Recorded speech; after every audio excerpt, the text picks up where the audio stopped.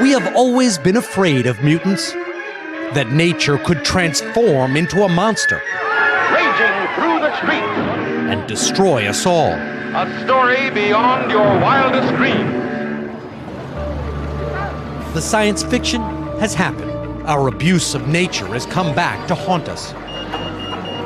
There are at least 4,000 known coronavirus mutations already worldwide, but the main one spreading across the United States came from the United Kingdom, and it's a tough one. I met intensive care nurse Lisa Malpiedi when the UK and the world was first hit, before the variants were even part of this collective nightmare. The father and the son in here, and the father came in and was very sick and he died.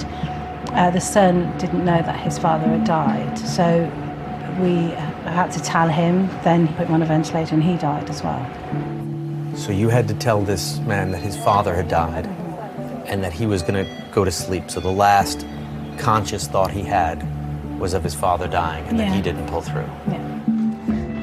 Lisa has ridden the waves of this pandemic on her 12 to 14-hour shifts, one day on, one day off, without a vacation.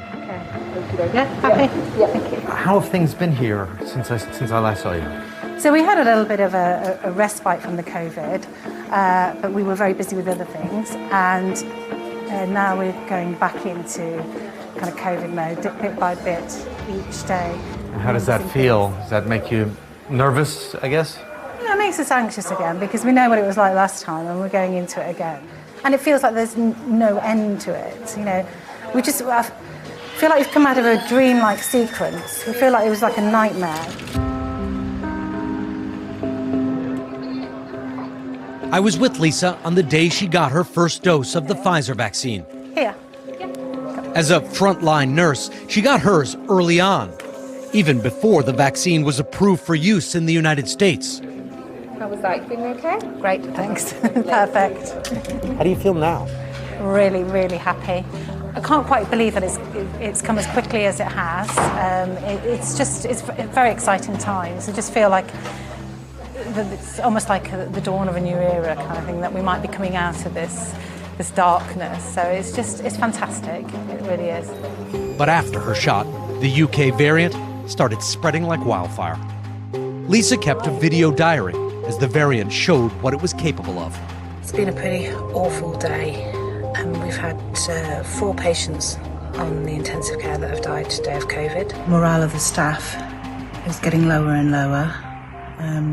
People are just crying at work. And I just think it's really taking its toll on everybody. It's so relentless. The UK soon had the highest COVID death rate in the world.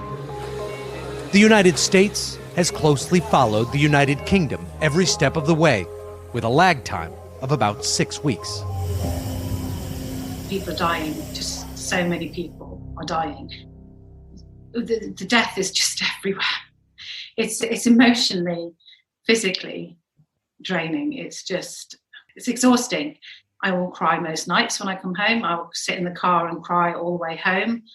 And then I don't sleep before I go to work because the anxiety of going in and not just dealing with the people who are dying, but watching my colleagues struggle. And it's just getting very, very hard. And what are you thinking about that when you're crying in the car alone, coming and going to work? Just kind of wishing that it would come to an end to it, really. And just, it sounds so dramatic, but wondering how much longer that we can actually do it. The UK variant seems even less discriminating of its victims than the original virus. We're seeing patients now with absolutely no past medical history, not overweight, runners, people who go to the gym, in their 40s, and these patients are dying. What would you say to Americans who might not have woken up yet to the fact that this is coming?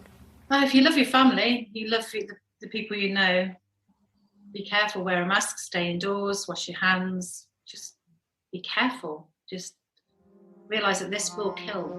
Without doubt, we're in a new era of this pandemic. It was an inevitable phase.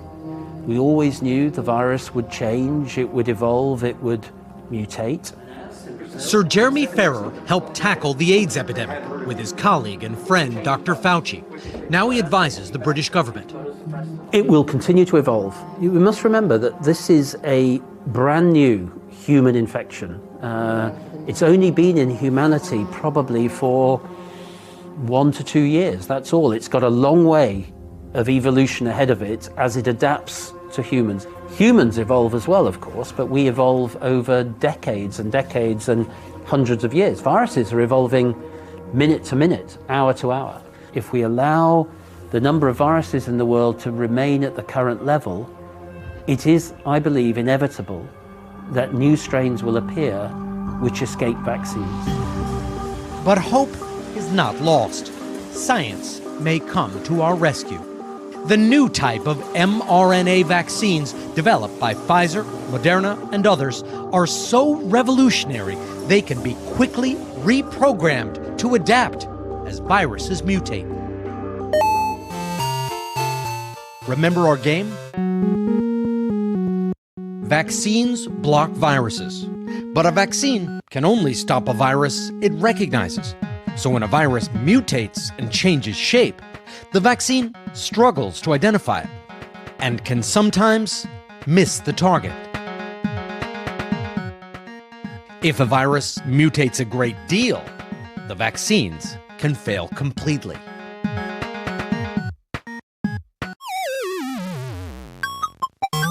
But our new generation of vaccines play the game in a whole new way, reducing everything to pure genetic code, the building blocks of life. Like a computer, new vaccine technology can simply copy and paste a virus's genetic code to make perfectly matched vaccines.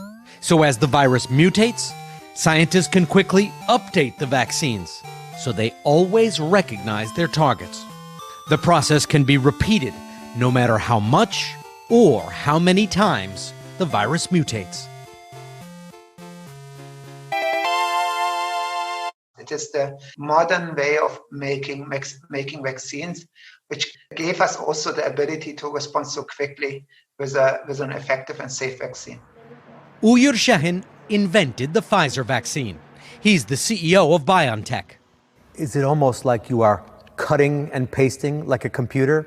Yeah, a little bit. It's a copy of the virus, but in this copy, of course, there's no genetic piece of the virus. It is just the information, which is safe and which is not able to replicate. It is so easy. So it is, of course, not easy, but it is a process that allows us to make it fast. So it's a copy and paste of the genetic material. Copy and paste, yeah. And no matter how many times it changes, you just copy a new image and paste it. Copy and paste. It's a transformative way of making vaccines. Yeah, absolutely. And we could really become faster, yeah, by increasing our production capacities. And we will be prepared the next time when an outbreak happens to be even faster than we were this time. Shahin says it takes him about 6 weeks to update the vaccine to account for viral mutations. But each update, while now possible, could create enormous logistical challenges of manufacturing and distributing multiple vaccines for multiple strains. Far better, contain this wildfire now, before we need to reinvent the tools to do it. So that's the reason why I keep emphasizing that in addition to try and make upgraded vaccines to specifically address the mutations, you want to, with the vaccine that you already have, really start suppressing in a big way the replication of the virus in this country and hopefully throughout the world. What would you say to people who are concerned about taking the vaccine now? They say, why should I bother taking this vaccine if the virus keeps changing? Will the vaccine that I have now still be effective against a strain that's emerging or has yet to emerge? Well, what you do is you give them the facts and you explain it in a manner where that's precisely the reason why you should be taking the vaccine, because right now the vaccines are effective against the mutant strains. It is always better to be vaccinated than not to be vaccinated. But even if you have strains out there that are trying to elude the vaccine. But we haven't always been presented with facts. We have it totally under control. It's a little like the regular flu. That's like a miracle. It will disappear. Nobody would have ever thought a thing like this could have happened. And now we have the lowest infection fatality rate anywhere in the world by far. Do you think President Trump did a bad job? How much does he bear responsibility for letting the virus run rampant in the U.S. for so long? In the health security community, we constantly ranked the United States first or second for pandemic preparedness. What we didn't anticipate would be the abysmal leadership of Donald Trump to first ignore the problem, then try to, present myths about it, deny it's an issue. And then when he himself got ill, made sure he got the top medical care and treatment for himself and anyone that was close to him. I think he bears a huge amount of responsibility for this, for the misinformation that was shared, for the lack of strategy and leadership, and for the amount of deaths and the economic pain. How much time did we lose under President Trump when he was fighting the severity of this virus? We saw it all play out in front of our eyes. How much time did we lose? I don't really want to get into that kind of discussion because then it becomes, finger pointing and things like that. Let us just say, in general, without, putting down any individual, let's just say that our response had been somewhat mixed. There were mixed messages, and there was not the kind of full court press, as I call it, of the states working with the federal government to contain it. Massive damage. Massive damage. The political leaders in every sector of society really matter. Hundreds of thousands of deaths in countries were not inevitable. They've come about because of poor decision making, fragmented systems, inequalities throughout society, and a lack of basic public infrastructure to deliver public health. And this virus, expanding and mutating, is now President Biden's inheritance and all of our problem.